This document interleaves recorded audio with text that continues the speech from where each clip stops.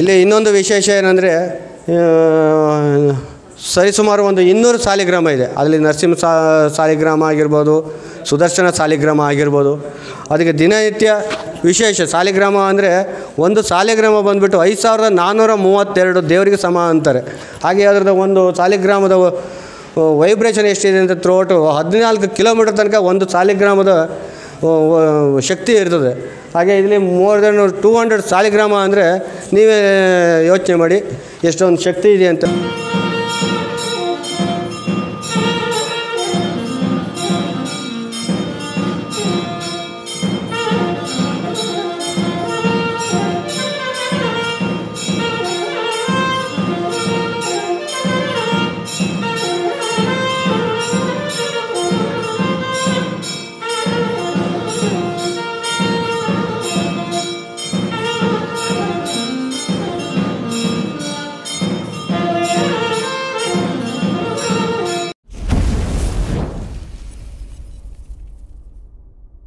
ಆಲಯ ದರ್ಶನದ ಎಲ್ಲ ವೀಕ್ಷಕರಿಗೂ ನಮಸ್ಕಾರ. ಇವತ್ತಿನ ಈ ವಿಶೇಷವಾದ ಆಲಯ ದರ್ಶನದ ಸಂಚಿಕೆಯಲ್ಲಿ ನಾವು ನಮ್ಮ ಕರ್ನಾಟಕದ ಮಂಡ್ಯ ಜಿಲ್ಲೆ ಮದ್ದೂರಿನ ಸಿಂಶಾ ನದಿಯ ದಡದಲ್ಲಿ ಇರುವಂಥ ಶ್ರೀ ಹೊಳೆ ಆಂಜನೇಯ ಸ್ವಾಮಿಯ ದೇವಸ್ಥಾನದ ಸಂಪೂರ್ಣ ಇತಿಹಾಸವನ್ನು ತಿಳ್ಕೊಳ್ಳೋಣ.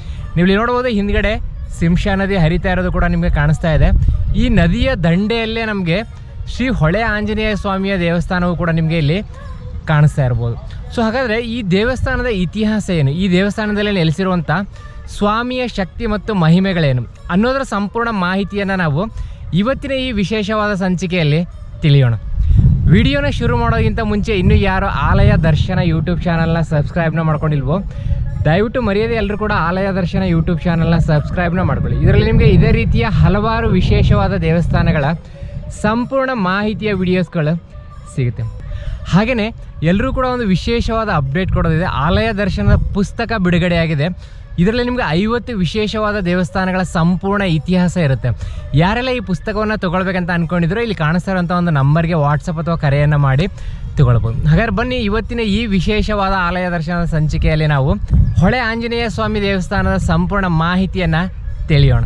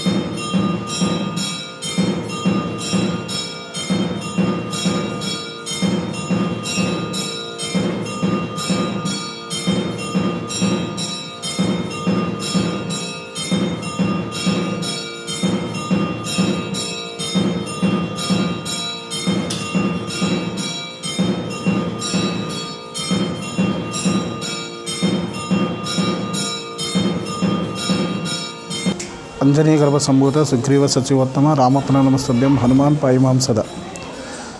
ಇದು ಶ್ರೀ ಹೊಳೆಯಾಂಜನೇಯ ಸ್ವಾಮಿ ದೇವಸ್ಥಾನ ಪ್ರಧಾನ ಅರ್ಚಕರು ಪ್ರದೀಪ್ ಅಂತ ನಾನು ಮಾತಾಡ್ತಿರೋದು. ಶ್ರೀಪಾದರಾಜರು ವ್ಯಾಸರಾಜರು ಇಬ್ಬರು ಸೇರಿ 550 ವರ್ಷದ ಹಿಂದೆ ಪ್ರತಿಷ್ಠೆ ಮಾಡಿರುವಂಥ ಪ್ರಾಣದೇವರು. ಇದು ಬಹಳ ಜಾಗೃತವಾಗಿರುವಂಥ ಪ್ರಾಣದೇವರು. ವಿಶ್ವೇಶ್ವರ ತೀರ್ಥರು ಅಂದರೆ ಪೇಜಾವರ ದೊಡ್ಡ ಗುರುಗಳಾದಂಥ ವಿದ್ಯಾಮಾನ್ಯ ತೀರ್ಥರು ಸಹ ಬಂದು ಇಲ್ಲಿ ಪೂಜೆ ಮಾಡಿದ್ದಾರೆ. ಇದು ದೇವರು 3 ಅವತಾರ: ಹನುಮ, ಭೀಮ, ಮಧ್ವ. ಬಲಗೈ 2 ಬೆರಳು ಉದ್ದರಿಂದ ಮಧ್ವ ಅವತಾರ, ಎಡಗೈ ಸೌಗಂಧಿಕಾ ಪುಷ್ಪದಿಂದ ಭೀಮ ಅವತಾರ, ಬಾಲತ್ವದಲ್ಲಿ ಗಂಟೆ ಇದೆ, ವ್ಯಾಸರಾಜರ ಪ್ರತಿಷ್ಠೆಯ ಸಂಕೇತ. ಮೇಲ್ಗಡೆ ಸೂರ್ಯಚಂದ್ರದಿಂದ ಶ್ರೀಪಾದರಾಜರ ಪ್ರತಿಷ್ಠೆ ಮಾಡಿರೋ ಸಂಕೇತ ಇದೆ. ಚಕ್ರ, ಶಂಖ ಮತ್ತು ಸೂರ್ಯಚಂದ್ರ ಇರುವಂಥದ್ದು. ಸೂರ್ಯಚಂದ್ರ ಇರೋ ತನಕ ಈ ದೇವಸ್ಥಾನ ಇರುತ್ತೆ ಅನ್ನೋದೊಂದು ಪ್ರತೀತಿ. ಮತ್ತು ಈ ಸಾಂದರ್ಭಿಕ ಚಿತ್ರ ಏನು ಅಂದರೆ, ಈ ಆಂಜನೇಯ ಸೀತಾಮಾತೆಗೆ ಚೂಡಾಮಣಿ ತೊಗೊಂಡು ಹೋಗ್ತಾ ಇರುವಂಥ ಒಂದು ಸಂದರ್ಭವಾದಂಥ ಅಲ್ಲಿ ಮಾಡಿದಂಥ ಒಂದು ಪ್ರಾಣದೇವರಿದು. ಇಲ್ಲಿ ಬಂದು 1 ಕಾಲು ರೂಪಾಯಿ ಇಟ್ಕೊಂಡು ಪ್ರಾರ್ಥನೆ, ಅಂದರೆ 4 ಆಣೆ ಜೊತೆಗೆ ಕಾಯಿನೋ ನೋಟೋ ಇಟ್ಕೊಂಡು ಪ್ರಾರ್ಥನೆ ಮಾಡಿಕೊಂಡ್ರೆ ಅದನ್ನ ನಾವು ದೇವ್ರ ಪಾದಕ್ಕೆ ಹಾಕ್ತೀವಿ. ಅವ್ರು ಯಾರು ಏನೇ ಹರಕೆ ಮಾಡಿಕೊಂಡ್ರು ಅವ್ರ ಕೆಲಸ ಆಗುತ್ತೆ. ಇಲ್ಲಿ ಬಂದು ಎಷ್ಟೋ ಜನಕ್ಕೆ ಒಂದು ಒಳ್ಳೆಯದಾಗಿರೋವಂಥದ್ದು, ಭಾಳ ಒಳ್ಳೊಳ್ಳೆ ಸುದ್ದಿ ತಿಳಿದಿರುವಂಥದ್ದು ತುಂಬ ಇದೆ. ಇನ್ನೊಂದು ವಿಶೇಷ ಏನಂದರೆ, ನಮ್ಮಲ್ಲಿ ಮಧು ಅಭಿಷೇಕ ಅಂದರೆ ವಾಯುಸ್ಥಿತಿ ಪುನಶ್ಚರಣ ಅಂತ ನಮ್ಮಲ್ಲಿ ಅಭಿಷೇಕ ಮಾಡ್ತೀವಿ ಮಾಧ್ವ ಸಂಪ್ರದಾಯ ಪ್ರಕಾರ. ಅದು ಪ್ರತಿ ದಿವಸ ನಡೆಯುತ್ತೆ, ಏಕಾದಶಿ ಹೊರತುಪಡಿಸಿ. ಅದು ಮಾಡೋದು ತುಂಬ ಇಲ್ಲಿ ಒಳ್ಳೆಯದಾಗಿರುವಂಥದ್ದು ತುಂಬ ಇದೆ ಈ ದೇವಸ್ಥಾನದಲ್ಲಿ. ಬುದ್ಧಿರ್ಬಲಂ ಯಶೋಧೈರ್ಯಂ ನಿರ್ಭಯತ್ವಂ ಅರೋಗತಃ ಅಜಾಡ್ಯಂ ವಾಕ್ಪಡೋದಂಚ ಹನುಮಸ್ಮರಣೋದ್ಭಯತ್. ಹಾಗೆ ನನ್ನ ಹೆಸರು ಸುರೇಶ್ ಆಚಾರ್ಯ ಅಂತ. ಇಲ್ಲಿ ಸಹಾಯಕ ಆಚಾರ್ಯರಾಗಿ ಒಂದು 25 ವರ್ಷದಿಂದ ಸೇವೆ ಮಾಡ್ತಾಯಿದ್ದೀನಿ. ಮಂಡ್ಯ ಜಿಲ್ಲೆ ಮದ್ದೂರಿನ ಆಂಜನೇಯ ಸ್ವಾಮಿ ದೇವಸ್ಥಾನ ಹೊಳೆ ಆಂಜನೇಯ ಅಂಥೇಳಿ ಪ್ರಸಿದ್ಧಿ. ಇದು ಶ್ರೀಪಾದರಾಜರು ಮತ್ತು ವ್ಯಾಸರಾಜರ ಪ್ರತಿಷ್ಠಾಪನೆ. ಕ್ರಿಸ್ತಶಕ 1492ನೇ ಇಸ್ವಿ, 1450ರಿಂದ 1498 ಆಗಿನ ಕಾಲದಲ್ಲಿ ವಿಜಯನಗರ ಅರಸ ಕಾಲದಲ್ಲಿ ಶ್ರೀಪಾದರಾಜರು ಮತ್ತು ವ್ಯಾಸರಾಜರು ಪ್ರತಿಷ್ಠಾಪನೆ ಮಾಡಿರೋದು. ಆಗಿನ ಕಾಲದಲ್ಲಿ ದೇಶದ ಉದ್ದಗದಲ್ಲಿ 732 ಆಂಜನೇಯ ಪ್ರತಿಷ್ಠಾಪನೆ ಮಾಡ್ತಾರೆ. ಎಲ್ಲೆಲ್ಲಿ ಪ್ರಾಣದೇವರಿಗೆ ಬಾಲದಲ್ಲಿ ಗಂಟೆ ಇರುತ್ತೋ ಅವರ ವ್ಯಾಸರಾಜ ಪ್ರತಿಷ್ಠಾಪನೆ. ಮೊದಲನೇದಾಗಿ ಹಂಪಿದ ಯಂತ್ರೋದ್ಧಾರಕ ವ್ಯಾಸರಾಜರ ಪ್ರತಿಷ್ಠಾಪನೆ ಮಾಡಿರೋದು. ಎರಡನೇದು ಈ ಮದ್ದೂರಿನ ಹೊಳೆ ಆಂಜನೇಯ ಅಂತ ಹೇಳ್ತಾರೆ. ಇಲ್ಲಿ ಪ್ರಾಣದೇವರದು 3 ಯುಗದಲ್ಲಿ 3 ಅವತಾರ. ಅದನ್ನು ಇವಾಗ ನೀವು ನೋಡ್ಬೋದು. ಮುಖ್ಯವಾಗಿ ನೋಡ್ತಾ ಇರ್ತೀರಿ, ರಾಮಾಯಣದ ಕಾಲದಲ್ಲಿ ಆಂಜನೇಯ ಅವತಾರ, ಹಾಗೆ ಮಹಾಭಾರತ ಕಾಲದಲ್ಲಿ ಭೀಮಾವತಾರ, ಕೈಯಲ್ಲಿ ಸೌಗಂಧಿಕ ಪುಷ್ಪ ಹಿಡ್ಕೊಂಡಿರೋದು. ಕಲಿಯುಗದಲ್ಲಿ ಮಧ್ವಾಚಾರ ಅವತಾರ. ಆಂಜನೇಯ 3 ಯುಗದಲ್ಲಿ 3 ಅವತಾರ. ಮಧ್ವಾಚಾರದ ದ್ವೈತ ಸಿದ್ಧಾಂತ ತಲೆ ಮೇಲೆ ಇರುವ ಬೆರಳು 2 ಉದ್ದ ಆಗಿರೋದು 2 ಬೆರಳು, ಅದು ಮಧ್ವ ಸಿದ್ಧಾಂತ. ಹಾಗೆ ಬಾಲತ್ವದಲ್ಲಿ ಗಂಟೆ ಕಾಣೋದೆಲ್ಲ ವ್ಯಾಸರಾಜ ಪ್ರತಿಷ್ಠಾಪನೆ. ಹಾಗೆ ಆಂಜನೇಯಗೆ ಶಿಖೆ ಇರೋದು ವಿಶೇಷ. ಇಲ್ಲಿ ದಕ್ಷಿಣಾಮುಖವಾಗಿರೋದು ವಿಶೇಷ ಆಂಜನೇಯ. ಹಾಗೆ ಇಲ್ಲಿ ವಿಶೇಷವಾಗಿ ರಾಮನವಮಿ, ಮಧ್ವ ಜಯಂತಿ, ಹನುಮತ್ ಜಯಂತಿ, ಹನುಮದ್ ವ್ರತ ಅಂತ ಹಾಗೆ ಅಂಥ ದಿವಸದಲ್ಲಿ ರಥೋತ್ಸವ ನಡೀತದೆ. ಮತ್ತು ದಿನನಿತ್ಯ ಪ್ರಾಣದೇವರಿಗೆ ಇಲ್ಲಿ ಮಧು ಅಭಿಷೇಕ ಅಂದರೆ ಜೇನುತುಪ್ಪ ಅಭಿಷೇಕ ನಡೆಯೋದು ವಿಶೇಷ. ಹಾಗೆ ಮತ್ತು ದೇವಸ್ಥಾನದ ಇನ್ನೊಂದು ವಿಶೇಷ ಅಂದರೆ, ಇಲ್ಲಿ ದೇವಸ್ಥಾನದ ಕಡೆಯಿಂದ ಒಂದು 4 ಆಣೆ ಕೊಡ್ತೀವಿ ಅಂತ ಬರೋ ಭಕ್ತಾದಿಗಳು ಆ 4 ಆಣೆ ಕೈಲಿ ಹಿಡ್ಕೊಂಡು ಅದರ ಜೊತೆಗೆ ಅವ್ರದ್ದೇ ಆದಂಥ 1 ರೂಪಾಯಿ, 2 ರೂಪಾಯಿ, 5 ರೂಪಾಯಿ ಹಿಡ್ಕೊಂಡು ಒಂದು ಪ್ರಾರ್ಥನೆ ಮಾಡ್ಕೊಳ್ಳೋದು. ಪ್ರಾರ್ಥನೆ ಅಂದರೆ ಅವರ ಕಷ್ಟ ಕೇಳ್ಕೊಳ್ಳೋದು ಭಗವಂತನಲ್ಲಿ. ಏನೇ ಕಷ್ಟ ಇದ್ದರೂ ಭಗವಂತ ಒಂದು ಕಷ್ಟ ಪರಿಹಾರ ಮಾಡ್ತಾನೆ ಒಂದು ಪ್ರತೀತಿ ಅಂತ ಸಾವಿರಾರು ದಿನನಿತ್ಯ ನಾವು ನಿದರ್ಶನ ನೋಡ್ಬೋದು. ಅಮಾವಾಸ್ಯೆ, ಹುಣ್ಣಿಮೆ ಅಂಥ ವಿಶೇಷ ದಿನಗಳಲ್ಲಿ ಸಾವಿರಾರು ಭಕ್ತಾದಿಗಳು ಬರ್ತಾಯಿದ್ದಾರೆ ದೇವಸ್ಥಾನಕ್ಕೆ. ಹಾಗೆ ದೇವಸ್ಥಾನದ ಓಪನಿಂಗ್ ಟೈಮಿಂಗ್ಸ್ ಬೆಳಗ್ಗೆ 7:30ಯಿಂದ 1 ಮತ್ತು ಮಧ್ಯಾಹ್ನ 4:15ಯಿಂದ 7. ಶನಿವಾರ, ಭಾನುವಾರ ವಿಶೇಷ ದಿನಗಳಲ್ಲಿ ಮಧ್ಯಾಹ್ನ ಒಂದು ಹಾಫ್ ಆನ್ ಅವರು, ನೈಟ್ ಇನ್ನೊಂದು ಅರ್ಧ 1 ಗಂಟೆ ಜಾಸ್ತಿ ಓಪನಿಂಗ್ ಇರ್ತದೆ. ಮತ್ತು ವಿಶೇಷ ಏನಂದರೆ, ಈ ದೇವಸ್ಥಾನಕ್ಕೆ ಹಲವು ಮಠಾಧೀಶರು ಅಂದರೆ ಪೇಜಾವರ ಶ್ರೀಗಳು, ಹಿರಿಯ ಶ್ರೀಗಳು, ವಿಶ್ವೇಶ್ವರ ತೀರ್ಥರಾಗಿರ್ಬೋದು, ಈಗಿನ ವಿಶ್ವ ಪ್ರಸನ್ನ ತೀರ್ಥರಾಗಿರ್ಬೋದು, ಹಾಗೆ ಮುಳುಬಾಗಿಲು ಮಠ ಇರ್ಬೋದು, ಉಡುಪಿ ಅಷ್ಟಮಠಗಳಲ್ಲಿ ಆಲ್ಮೋಸ್ಟ್ ಎಲ್ಲ ಮಾಡಿದವರು, ಹಾಗೆ ಸೋಂದೆ ಮಠಾಧೀಶರಾಗಿರ್ಬೋದು, ವಿಶ್ವವಲ್ಲಭ ತೀರ್ಥರಾಗಿರ್ಬೋದು, ಭೀಮನಘಟ್ಟ ಯತಿಗಳು, ಪುತ್ತಿಗೆ ಮಠದವರು ಎಲ್ಲ ಬಂದು ಪೂಜೆ ಮಾಡಿರೋದು ಇಲ್ಲಿ ವಿಶೇಷ. ಹಾಗೆ ಆಂಜನೇಯ ಶಕ್ತಿ ಇನ್ನೂ ಜಾಸ್ತಿ ಆಗ್ತಾ ಇರ್ತದೆ. ಹಾಗೆ ವಿಶೇಷವಾಗಿ ಚಲನಚಿತ್ರ ನಟ ಇರ್ಬೋದು, ನಟಿಯರು ಇರ್ಬೋದು, ನಿರ್ಮಾಪಕರು ಇರ್ಬೋದು, ನಿರ್ದೇಶಕರು ಇರ್ಬೋದು, ಎಲ್ಲ ಬಂದು ಒಂದು ಭೇಟಿ ನೀಡಿರೋದು ದೇವಸ್ಥಾನದ ಪ್ರಾಮುಖ್ಯತೆ ಎಷ್ಟಿದೆ ಅಂತ ಇದಕ್ಕೆ ನೀವು ತಿಳ್ಕೊಬೋದು. ಇಲ್ಲಿ ಇನ್ನೊಂದು ವಿಶೇಷ ಏನಂದರೆ, ಸರಿಸುಮಾರು ಒಂದು 200 ಸಾಲಿಗ್ರಾಮ ಇದೆ. ಅದರಲ್ಲಿ ನರಸಿಂಹ ಸಾಲಿಗ್ರಾಮ ಆಗಿರ್ಬೋದು, ಸುದರ್ಶನ ಸಾಲಿಗ್ರಾಮ ಆಗಿರ್ಬೋದು. ಅದಕ್ಕೆ ದಿನನಿತ್ಯ ವಿಶೇಷ. ಸಾಲಿಗ್ರಾಮ ಅಂದರೆ ಒಂದು ಸಾಲಿಗ್ರಾಮ ಬಂದುಬಿಟ್ಟು 5432 ದೇವರಿಗೆ ಸಮ ಅಂತಾರೆ. ಹಾಗೆ ಅದರದ ಒಂದು ಸಾಲಿಗ್ರಾಮದ ವೈಬ್ರೇಷನ್ ಎಷ್ಟಿದೆ ಅಂತ ಥ್ರೋಟು 14 ಕಿಲೋಮೀಟರ್ ತನಕ ಒಂದು ಸಾಲಿಗ್ರಾಮದ ಶಕ್ತಿ ಇರ್ತದೆ. ಹಾಗೆ ಇಲ್ಲಿ ಮೋರ್ ದೆನ್ 200 ಸಾಲಿಗ್ರಾಮ ಅಂದರೆ ನೀವೇ ಯೋಚನೆ ಮಾಡಿ ಎಷ್ಟೊಂದು ಶಕ್ತಿ ಇದೆ ಅಂತ. ಮತ್ತೊಂದು ವಿಶೇಷ ಅಂದರೆ ಇಲ್ಲಿ ರಾಘವೇಂದ್ರ ಸ್ವಾಮಿಗಳು ಮೃತ್ತಿಕಾ ಬೃಂದಾವನ ಇದೆ. ನೀವು ನೋಡ್ಬೋದು, ಇಲ್ಲಿ ಬೆಳ್ಳಿ ಬೃಂದಾವನ ಇದೆ, ಅದರೊಳಗೆ ರಾಘವೇಂದ್ರ ಸ್ವಾಮಿಗಳು ಮೃತ್ತಿಕೆ ಇದೆ. ಅದಕ್ಕೂ ದಿನನಿತ್ಯ ಒಂದು ಅಭಿಷೇಕ ಆಗುತ್ತೆ. ವಿಶೇಷವಾಗಿ ಪ್ರಾಣದವರಿಗೆ ಅಭಿಷೇಕ, ಮಧು ಅಭಿಷೇಕ, ಪಂಚಾಮೃತ ಅಭಿಷೇಕ ವಿಶೇಷ. ಬೆಣ್ಣೆ ಅಲಂಕಾರ ಮತ್ತು ಅರಿಶಿನ ಅಲಂಕಾರ, ಹೂವಿನ ಅಲಂಕಾರ, ಹೀಗೆ ಬಂದ ಭಕ್ತಾದಿಗಳು ತಮ್ಮ ಕೈಲಾದ ಸೇವೆ ಅಂತ ಮಾಡ್ಕೊಂಡು ಹೋಗ್ತಾ ಇದ್ದಾರೆ. ಹಾಗೆ ನಮ್ಮಲ್ಲಿ ಪ್ರಾಣದೇವರು ಹನುಮತ್ ಜಯಂತಿ ಚೈತ್ರ ಮಾಸ ಹುಣ್ಣಿಮೆ ದಿನ ಅಂದರೆ ಬೆಂಗಳೂರು ಕರಗ, ಈಗ ರಾಮನವಮಿ, ಹನುಮತ್ ಜಯಂತಿ ಮತ್ತು ಯುಗಾದಿ ಇವೆಲ್ಲ ಒಂದೊಂದು ವಾರ 8 ದಿವಸ ನಡುವೆ ಬರ್ತಂಥ ಹಬ್ಬಗಳು. ಹಾಗೆ ಆವತ್ತು ಹನುಮತ್ ಜಯಂತಿ ದಿನ ವಿಶೇಷವಾಗಿ ಪ್ರಾಣದೇವರಿಗೆ ಸೇವೆ ಇರ್ತದೆ. ಮತ್ತು ರಥೋತ್ಸವ, ಮಹಾರಥೋತ್ಸವನೂ ನಡೀತದೆ. ಅಸಂಖ್ಯಾತ ಭಕ್ತಾದಿಗಳು ಆವತ್ತು ರಥೋತ್ಸವದಲ್ಲಿ ಪಾಲ್ಗೊಳ್ತಾರೆ. ಅದೇ ಆಗಲೇ ಹೇಳಿದಂಗೆ ಇಲ್ಲಿ ಬರುವಂಥ ಭಕ್ತಾದಿಗಳು ದೇವಸ್ಥಾನದಲ್ಲಿ ಕೊಡುವಂಥ ಒಂದು 4 ಜೊತೆಗೆ ತಮ್ಮದೇ ಆದಂಥ ಒಂದು ದುಡ್ಡು ಕೈಲಿ ಹಿಡ್ಕೊಂಡು ಪ್ರಾರ್ಥನೆ ಮಾಡ್ಕೊಳ್ಳೋದು, ಭಗವಂತನಲ್ಲಿ ಕಷ್ಟ ಕೇಳಿಕೊಳ್ಳೋದು. ಕಷ್ಟ ಏನು ಅಂತಂದರೆ ಈಗ ಮಕ್ಕಳ ವಿದ್ಯಾಭ್ಯಾಸ, ಹಾಗೆ ಕೋರ್ಟ್ ವ್ಯಾಜ್ಯ ಇರ್ಬೋದು, ಹಣಕಾಸಿನ ತೊಂದರೆ, ಮದುವೆ ಆಗದೆ ಇರೋದು, ಮದುವೆ ವಿಘ್ನಗಳು, ಮತ್ತು ಸಂತಾನ ಭಾಗ್ಯ, ಹೀಗೆ ಸುಮಾರು ನಾನಾ ಕಷ್ಟ. ಒಂದು ಮನುಷ್ಯ ಆದಂದ್ರೆ ಕಷ್ಟ ಇದ್ದದ್ದೇ ಜೀವನದಲ್ಲಿ. ಹಾಗೆ ಅವರ ಕಷ್ಟ ಒಂದು ಕೇಳ್ಕೊಂಡಾಗ ಅದರ ಬಂದ ಭಕ್ತಾದಿಗಳಿಗೆ ಅವರಿಗೆ ಒಂದು ಪರಿಹಾರ ಕಂಡುಕೊಂಡು ಸುಮಾರು ಸಾವಿರಾರು ನಿದರ್ಶನ ಇಲ್ಲಿ ಇರ್ತವೆ. ಹಾಗೆ ಇಲ್ಲಿ ದೇವಸ್ಥಾನದಲ್ಲಿ ಯಂತ್ರ ವಿಶೇಷ. ಒಂದು ಆಂಜನೇಯ ಸ್ವಾಮಿ ದೇವಸ್ಥಾನ ಅಂದಾಗ ಯಂತ್ರ ಒಂದು ವಿಶೇಷ ಅಂದರೆ ತಾಯ್ತ. ಅದರಲ್ಲಿ ಯಂತ್ರ ಅಂದರೆ ಅದರಲ್ಲಿ ಒಂದು ಆಂಜನೇಯ ಮಂತ್ರ ಮತ್ತು ಒಂದು ಮಂತ್ರಾಕ್ಷರ ಹಾಕಿರ್ತೀವಿ, ಅದೊಂದು ವಿಶೇಷ. ಮಕ್ಕಳಿಗಾಗಲಿ ದೊಡ್ಡವರಲ್ಲಿ ಯಾವುದೇ ದೋಷ, ದುಷ್ಟಶಕ್ತಿ ಇಂಥವೆಲ್ಲ ಪರಿಹಾರ ಆಗೋ ಸಾಧ್ಯತೆ ತುಂಬ ಇದೆ. ಈಗ ನಮ್ಮ ಪರಿಚಯದವರು ನೀವು ಒಂದು ಯೂಟ್ಯೂಬ್ ಚಾನಲ್ ಮಾಡ್ತಾಯಿದ್ದೀರಿ. ನಿಮ್ಮ ಚಾನಲಿಂದ ಒಂದು ಸಾವಿರಾರು ಭಕ್ತಾದಿಗಳಿಗೆ ಒಂದು ಮಾಧ್ಯಮ, ಒಂದು ಸೇತುವೆ ಇದ್ದಂಗೆ ಭಕ್ತಾದಿಗಳಿಗೂ ಮತ್ತು ದೇವರಿಗೂ. ಎಷ್ಟೋ ಜನಕ್ಕೆ ಗೊತ್ತಿರಲ್ಲ ದೇವಸ್ಥಾನದ ಬಗ್ಗೆ. ಹಾಗೆ ನೀವು ಸಾವಿರಾರು ಲಕ್ಷಾಂತರ ಭಕ್ತಾದಿಗಳು ರೀಚ್ ಆಗ್ತಾಯಿದ್ದೀರಿ ಮಾಧ್ಯಮ ಮೂಲಕ. ಒಂದು ದೇವರದ ಒಂದು ಪವಾಡ ಏನಿದೆ, ಅದೊಂದು ಶಕ್ತಿ ಏನಿದೆ, ಜನರ ತಲುಪಿಸ್ತಾ ಇರುವಂಥ ಒಳ್ಳೆಯ ಕೆಲಸ ಮಾಡ್ತಾಯಿದ್ದೀರಿ. ಈ ಮೂಲಕ ಒಳ್ಳೆಯದಾಗಲಿ ನಿಮಗೂ, ನಿಮ್ಮ ಟೀಮ್ನವ್ರಿಗೆ ಎಲ್ಲರಿಗೂ ನಮಸ್ಕಾರ. ಪ್ರಥಮೋ ಹನುಮನ್ನಾಮ ದ್ವಿತೀಯೋ ಭೀಮ ಏವ ಚ ಪೂರ್ಣಪ್ರಜ್ಞಸ್ತುತಿಯಸ್ತು ಭಗವತ್ ಕಾರ್ಯಸಾಧಕ. ಪ್ರಾರಂಭದಲ್ಲಿ ಶ್ರೀ ಕ್ಷೇತ್ರದ ಅಧಿದೇವತೆಯಾದ ಶ್ರೀ ಹೊಳೆ ಆಂಜನೇಯ ಸ್ವಾಮಿಯವರ ಪಾದಕಮಲಗಳಿಗೆ ನನ್ನ ಶಿರಸಾಷ್ಟಾಂಗ ನಮಸ್ಕಾರಗಳನ್ನು ಸಲ್ಲಿಸುತ್ತಾ, ಅದೇ ರೀತಿ ನನ್ನ ಆರಾಧ್ಯ ದೈವ ಶ್ರೀ ನಂದಿಬಸವೇಶ್ವರ ಪಾದಕಮಲಗಳಿಗೆ ನನ್ನ ಶಿರಸಾಷ್ಟಾಂಗ ನಮಸ್ಕಾರಗಳನ್ನು ಸಲ್ಲಿಸುತ್ತಾ, ಈ ಒಂದು ಶುಭ ದಿವಸ ಈ ನಮ್ಮ ಆಲಯ ದರ್ಶನ ವಾಹಿನಿಯ ಚಿತ್ರೀಕರಣ ಶ್ರೀ ಹೊಳೆ ಆಂಜನೇಯ ಸ್ವಾಮಿ ಕ್ಷೇತ್ರ ಮದ್ದೂರು ಇಲ್ಲಿ ನೆರವೇರ್ತಾ ಇದೆ. ನಾವು ಇಲ್ಲಿಗೆ ಒಂದು 15-20 ವರ್ಷಗಳಿಂದ ಬಂದು ಪೂಜೆ ಸಲ್ಲಿಸಿ ಹೋಗ್ತೇವೆ. ಶ್ರೀ ಹನುಮರು ಬಹಳ ಶಕ್ತಿಯುತವಾದಂಥ ಹನುಮರು. ಇಲ್ಲಿ ಬಂದು ಏನೇ ತಮ್ಮ ಕೋರಿಕೆಗಳನ್ನು ಸಹ ತಾವು ಭಕ್ತಿಯಿಂದ ಬೇಡಿಕೊಂಡಂಥ ಸಂದರ್ಭದಲ್ಲಿ ಪ್ರತಿಯೊಂದು ಸಹ ನೆರವೇರುತ್ತೆ.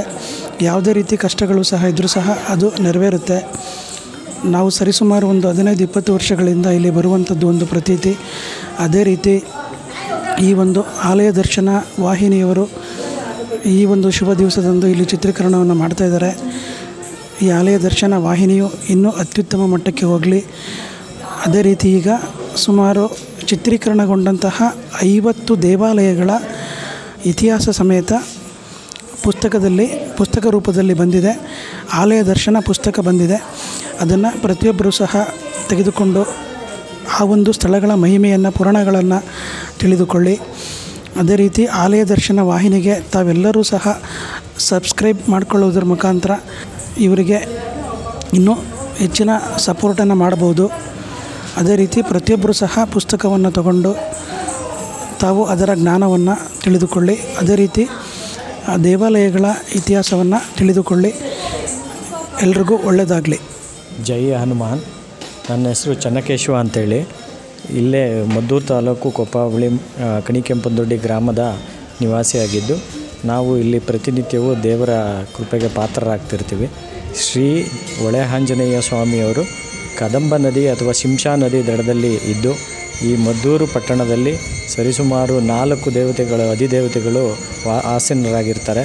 ಒಂದು ಮದ್ದೂರಮ್ಮ, ಒಂದು ಹೊಳೆ ಆಂಜನೇಯ, ಮತ್ತು ನರಸಿಂಹಸ್ವಾಮಿ ದೇವಸ್ಥಾನ ಮತ್ತು ವೈದ್ಯನಾಥೇಶ್ವರ ದೇವಸ್ಥಾನ. ಈ ದಿನ ನಾವು ಹೊಳೆ ಆಂಜನೇಯ ಸ್ವಾಮಿ ದೇವಸ್ಥಾನದ ಇತಿಹಾಸವನ್ನು ನಮ್ಮ ವಾಹಿನಿ ಚಾನಲ್ ಆದಂಥ ಆಲಯ ದರ್ಶನರವರು ಇತಿಹಾಸವನ್ನು ತಿಳಿಸ್ಕೊಡ್ತಿದ್ದಾರೆ.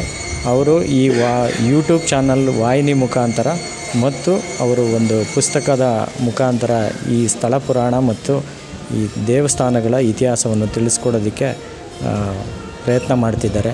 ತಾವುಗಳೆಲ್ಲರೂ ಹೆಚ್ಚಿನ ರೀತಿಯಲ್ಲಿ ಈ ಸ್ಥಳ ಪುರಾಣವನ್ನು ಮತ್ತು ಯೂಟ್ಯೂಬ್ ಚಾನಲನ್ನು ವೀಕ್ಷಿಸಿ ವಿಶೇಷದ ಮತ್ತು ಪವಾಡಗಳನ್ನು ತಿಳಿದುಕೊಳ್ಳಿ. ಅದ್ರ ಜೊತೆಗೆ ಈ ದೇವಸ್ಥಾನದಲ್ಲಿ ಭಕ್ತಾದಿಗಳು 24 ಪೈಸೆ 4 ಆಣೆಯನ್ನು ಮತ್ತು ಅದರ ಜೊತೆಗೆ ತಮ್ಮ ಕೈಲಾದಷ್ಟು ದುಡ್ಡನ್ನು ಸೇರಿಸಿ ಭಕ್ತರು ಬೇಡಿಕೊಂಡಲ್ಲಿ ಭಗವಂತ ತಮ್ಮ ಅವರ ಇಚ್ಛಾನುಸಾರ ಕೋರಿಕೆಗಳನ್ನು ನೆರವೇರಿಸ್ಕೊಡ್ತಿದ್ದಾರೆ. ಮತ್ತು ಇಲ್ಲಿ ಬಂದು ಹೋದಂಥ ಎಲ್ಲ ಭಕ್ತಾದಿಗಳಿಗೂ ಆಶೀರ್ವದಿಸ್ತಿದ್ದಾರೆ. ಇದರಲ್ಲಿ ಒಳಿತು ಕಂಡಂಥವರು ನಾವು ಒಬ್ಬರು ಸಹ. ನಾವು ಸರಿಸುಮಾರು 38ರಿಂದ 40 ವರ್ಷದಿಂದ ಈ ದೇವಸ್ಥಾನದಲ್ಲಿ ಪೂಜಾ ಕೈಂಕರ್ಯಗಳಲ್ಲಿ ಭಾಗಿಯಾಗಿದ್ದೇವೆ.